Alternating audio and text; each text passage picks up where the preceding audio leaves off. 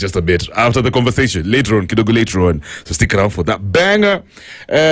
Once again, good evening. And right about now, we are on Culture Kitchen. I am so fired up. I've been waiting for this conversation like the second coming of Jesus. Now, on Culture Kitchen this evening, we have the one and only Dorcus Naishorua. She's the current Miss Climate Kenya. Yes, 2023 and 2025. From the Maasai heartland to the global stage, she's raising her voice to climate justice, or rather for climate justice and community resilience. Karibu sana, Dorcas. Asante sana, Kevin. What you can do is just move. Perfect. Kumbe, you understand. All right, so Boo, just hold on real quick. Because now it's like I can't hear you very clearly. Yeah, there you go. Hold on. Perfect. So, how was your day? Good. My day has been awesome. I would say the best day this month. Oh, for real? Yeah. You look amazing. Thank you very much. And I know you also came with your friend. Yes, I came with my friend. I always say she's my star. Oh, yeah? Yes, Miss June, who's Miss Kenya Forest Service. So. Oh, look at that. You're always just working with the Mrs. G what, Miss everything. You know, those are your that's your crew.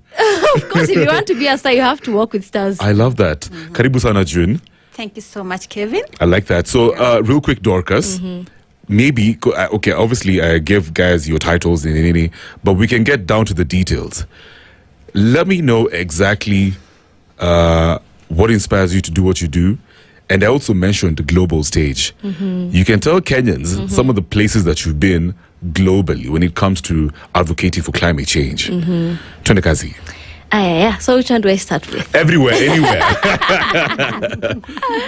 Well, first, what inspires me to keep doing what I'm doing, what I would say is where I have come from. Being a girl who has been raised, I would say my upbringing has not been very easy. So growing up in such conditions has really taught me the value of appreciating what I have. That's right. And I've always wanted to make sure that through my story or through my life, let other girls from my village know that every single thing in life is possible. Right. So that is my inspiration, people, at the end of the day. Yeah. And in terms of climate action, how far I have gone, I would like first to say that I took my first flight even before I graduated. Where? Good job. Which at some point I saw like it will never happen for me. It's something I never even dreamt for. And so Mokaya normally says, Mimi nimeenda Budai. So my first flight was in Dubai. I went to Dubai for COP28, and then from there I've never stopped. I've been to Russia, right? But I came back home safe. Yeah, I've been to Saudi Arabia, but I'm back home safe. You got jokes. You went to Russia and came back home safe. You better. And I recently went to the UK for the Commonwealth 4th Biennial Conference, and. June, where else have we been to? You mentioned Riyadh. Oh, yes, Saudi Arabia. Yeah. So far, that is where I have been. But East Africa also have been to a couple of countries. But yeah. Like which ones? I've been to Uganda. I have been to Ethiopia. Nice. By road. Yeah. I have been to Tanzania also. Good one. Yeah. You're also a TED fellow. Oh, yeah, I'm a TED fellow. Yeah. I think I'll talk about that sometime later. Yeah. But I'm a TED fellow. I had a conversation last year on lessons learned from people already adapting to the climate crisis. Right. Yeah. So you mentioned how you grew up in Kajiado, an area that is deeply connected to their land and their history. Yeah. You know, so when it comes to your Maasai heritage, how exactly has it shaped how you view nature and this conversation of climate action? Okay. So, Kevin, in terms of my heritage, where I have come from, my culture, I see nature not as just trees and rivers flowing, but I see a whole system that people depend on. Yeah. So growing up as a Maasai girl, I have seen how much people really depend on rivers. You know, sinking boreholes was not the thing for us 20, 30 years ago. So we depended on rivers in provision of water. Cleaning our clothes was rivers, and we survived, protecting our trees or having trees with us. It's more of just having shade. It's a source of herbal medicine. It's also a source of shade. It's also a source of food for our livestock. And it's also, I would say it's more of a very connected place in terms of our religion, our culture, because some trees are associated with different aspects, beliefs in the Maasai community. So nature is not just nature to me, it is more than Yeah, I that. can imagine. Yeah, I can tell your passion. Yeah. So, as somebody who grew up in Kajiado, sorry, how do you balance your work as a global climate advocate and, of course, your cultural expectations as a woman? Yeah. One, Kevin, I'll be honest with you, it is not easy. Balancing is not easy. And first, my journey began 5 years ago when I founded an organization called Isilan, community-based organization. And I just founded it when I was turning 19 years old. And living in a Maasai culture, then it means that at that age, I am still under my parents. I'm still a very young person who cannot or is not expected to speak up in any place or any audience. I can imagine. So one, it has not been easy. I have struggled. I have cried. I have laughed. You've been through it all. I have been through everything, yeah? But just having that support system, my parents are very supportive in this case. They have always believed in me since day one. So when I started my journey as a model, that was in 2019, and I won Miss Kiambu Polytechnic. So there I became Miss Kiambu Institute. It was an institute, not a polytechnic by then. So even rising to be a model, most of the people in the community, of course, a model is someone who walks naked. A model is someone who showcases outfits and does not care about how they present themselves. And they're very spoiled. And they're very spoiled. Very entitled. Yes. And very indisciplined. Oh my goodness. So that was the mentality that was there when I was joining, or when I went out and tried modeling for the first time. Well, I was very shy. I was very scared. Just came from the village. Sorry to say that I was still a very mushamba girl. And I was very tiny. And I think that is where my journey really started. And that is what inspired me to be who I am today.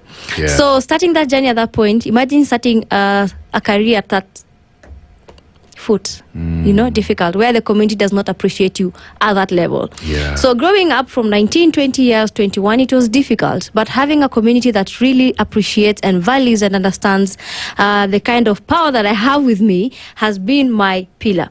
So having to balance my cultural expectations with my work is me going back to the same people who supported me from day one. That's right. And believing that and knowing that, I wouldn't be here without these guys. So besides all this other stuff that I'm doing, I must go back to them. Yeah. So me balancing my work with, cultural expectation and the global climate advocate role, I would say has been more of just knowing where I have come from, and what kind of impact that I'd like to create in my community. Yeah, and I like that. I like how, you're very well conversant of where you've come from. And I'm curious, what are some of the climate challenges that your community faces, the area in itself, and what are you doing exactly? People like you, youth and women doing, to at least help sort out some of those challenges. Yeah. Okay, so we always say information is power. And we have been leading conversations on conserving our environment. That has been the key. So having them to understand that there is climate change. What is climate change, Making them understand that these are some of the things that we have been doing, and we have not been, really realizing that it's really affecting our environment. So stepping on that foot, actually making them realize this is it. Right. And then now from there, we're taking action from there. We have done songs with women in Kajiado County. Songs on environmental protection, songs on education, songs on ending FGM, which has been a big problem to us and the Maasai community, or many indigenous communities here in Kenya.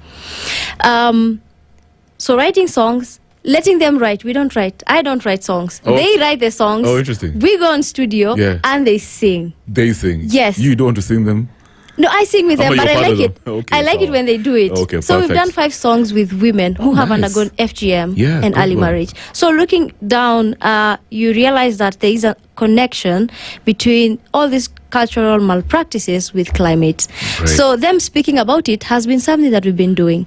So apart from that, we also established a tree nursery last year, and we managed to produce 100,000 tree seedlings This is a community project by community people. So having them on the forefront has been one thing that has been key to making sure that we address these challenges. They know how it feels to be on drought, by the way. 2022, deadly drought struck. It was difficult. Yes, it was difficult. And many of them lost their livestock. And myself, I was also affected. I joined university, but at some point I had to drop off because of school fees. Well, we depend on livestock, but when drought comes, you decide, are you going to stay home or you're going to get married? You know, it got me thinking, while you're speaking, I'm thinking of a lady who's been out there. You're very proactive when it comes to matters, your community, you know, climate action, advocacy. You've been on the global stage. Yeah. And yet I get the feeling that you're very rooted and grounded. Yeah? How do you stay so grounded? You know, you're very humble. Yet you're out here. What's the plan? You know, what's the program? How do you stay so, you know, so calm? You seem so sharp, like you have direction, you know where you're going. Hey, Kevin. I don't know. I would say I always believe that I wouldn't be here if it weren't people around me. And growing up, I have been raised in a community that appreciates people, a community that loves your neighbor, a community that supports your neighbor, a community that is never proud in any way. So being surrounded with such kind of people, then I also learned so many kind of traits from them. And also, growing up in this field, there is pressure. I'll talk about it. When you just feel like, you know, I'm a miss. Yeah, I need nails of this size. I need lashes. Yeah. You need to maintain the look. I must maintain the look. But my parents, hey, are you coming over on the weekend? Yes. Yeah. It's 6 p.m. You have to go milk. I don't care. You do milk? I do milk. Nah. I do milk. That's impressive. I do milk. So I would say just allowing yourself to be the person that God allowed you to be. That's right. Yeah, not being too high in the world skies and all that, but just being very humble, because I believe that when you're humble, God lifts you up. People love you. God lift you up. Having friends like June. Oh. You know, I'm sure they also, you know, they keep you in check. Yeah, they keep you in check. When they say, they're like, yo, miss, what kind of nails are those? So let's switch some gears a little bit. Yeah. Climate justice.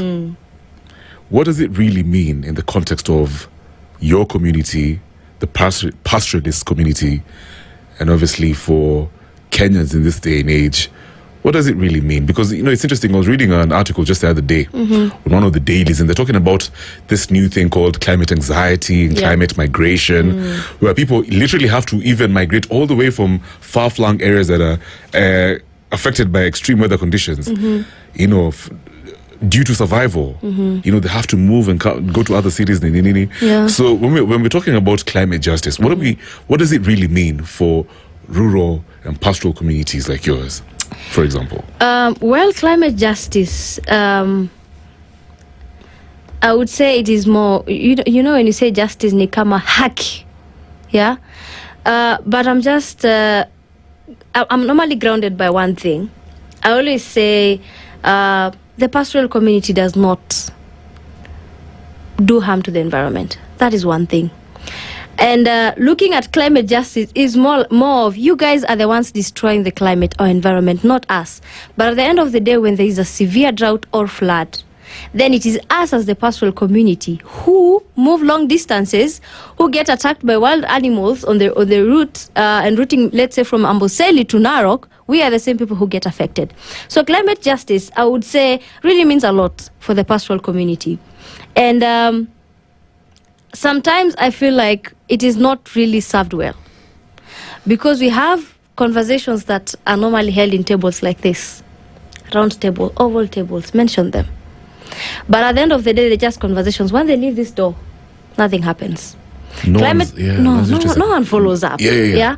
And it is even more saddening to see that now we have organizations and NGOs who are commercializing, helping such conversations or communities in getting this justice, you know. Someone will be like, no, we are coming here for justice for the Maasai people. And then they come and do 3 interviews. The next thing you see this person in another country, in COPs. You know, we have COPs. I have been in COP. And I would say it feels like there's not much really justice on the Maasai community. And I believe that climate justice is not something that now we want justice for us, for our cows. No. It's more of, it's a right for us, because that is our way of life. When you mess on our environment or our climate as a pastoral community, you are messing up on with my bank account. You know, how would you feel if someone comes and messes up with your bank account or your job here? I'd feel horrible. But you mentioned you guys. Who's you guys? Who are you referring to? You guys, basically, it's people on those round tables. Yeah, people who are like... So the multinationals. Yeah. You know, all these massive organizations, the governments. It's crazy. It is sad. Yes. It is bad. So I was having today a conversation with presidents in Africa. Law Association presidents in Africa. We have a summit going on at Daystar University. Great. And I met Faith Odhiambo, who's the LSK president, and she mentioned that getting justice is not very easy. And I believe it's not very easy. Right. Why? Because no one likes the truth. Right. Yeah. And it's important to have such conversation, not just talking, but making sure that when we are having these talks on climate justice, let's have a Maasai who comes and speak. Let's try listen to them. The people who are actually on the ground, raising their families, living the day-to-day lives. Let's talk about how they've been victimized. I like that. Exactly. And rightfully so, because this is a very difficult conversation to have. Yeah. And I'm curious, so what does this mean for the future? Are you hopeful? Are you hopeful that justice will ever be served? Yes, I'm hopeful. You know why? The Gen Z are rising. You just have to. Why? When you say Gen Z, what are we talking about? What are they going to do? Oh my God. I just feel like we have so much power, to be very honest with you. Because this generation is honestly fearless. And that is the key. It's true. You know? Yeah. So the other day, on Sundays, we normally have karaoke sessions with my family. That's right. And basically we sing in Maasai. So here we were I have a sibling who's a bit older. It's a millennial. Mm-hmm. Yeah, and then Gen Z, then Alpha, right? Of course. So she's a millennial, and then there's my mom, of course. Yeah. So then I have my niece who she's an Alpha. Yeah. So now we were just playing some music there, and then we wanted to start a song. Yeah. And then she was there dancing, Right, and then my mom was like, "Sasa mnaleta maneno ya Gen Z hapa." And I felt, oh wow, this is being felt even in the community. You know, these mamas are feeling it. Yeah. And I honestly feel more of, oh man, there's good things coming up, you know? Yeah. And there's huge transformation that's going to happen, not in terms of just Gen Zs, but so many things are going to change. No, but like so even for that, hopeful. for the way you brought in the Gen Z angle, I think you make a lot of sense, because I've seen in different quarters, online especially, where people say, you know, Gen Zs are very, very particular about the environment, you know, and just human rights. Yeah. You know, they're very passionate about those types of conversations. So the hope of this country lies upon Gen Zs and how proactive they are. Yes. And, you know, and how they're really out there. They're very engaging when it comes to these types of conversations. Yeah. Now, apart from Gen Z, there are other Kenyans of goodwill Of course. who are very, very, very concerned. Yeah. And they're saying, Dorcas, how can we be part of this thing? How can we help when it comes to climate justice? Yeah. Talk about that. You know, it's a whole revolution, Kevin, and we must start somewhere. So I also like it how Kenyans have also seen that there is sense in what we are saying. So having these young people leading the change, it equally motivates the other Kenyans to come on board. And having this transformation move from Gen Zs, let's talk about the Alphas, let's talk about the other Kenyans now working. I mean, this is the same way that we are going to make the world a better place. I believe that,